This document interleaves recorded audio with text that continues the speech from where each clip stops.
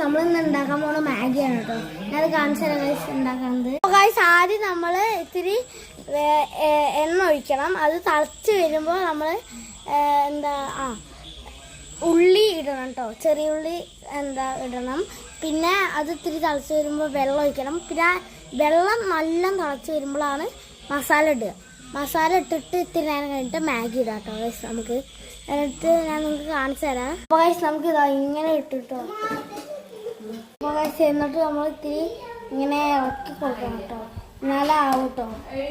Guys ചൂടൊക്കെ ആറിയിട്ട് നമ്മൾ പ്ലേറ്റിലേക്ക് ആക്കാം കേട്ടോ ഗൈസ്. അപ്പോൾ ഗൈസ് ടേസ്റ്റ് ഉണ്ടോ നോക്കാം.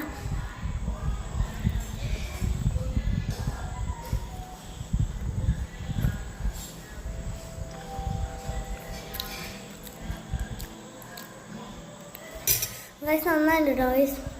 ഇത്തിരി എരിവുണ്ട് എന്നുള്ളൂ, വേറെ കുഴപ്പമില്ല. ഗൈസ് ഇന്നത്തെ വീഡിയോ ഇത്രയുള്ളൂ. അടുത്ത വീഡിയോ കാണാം. ബൈ.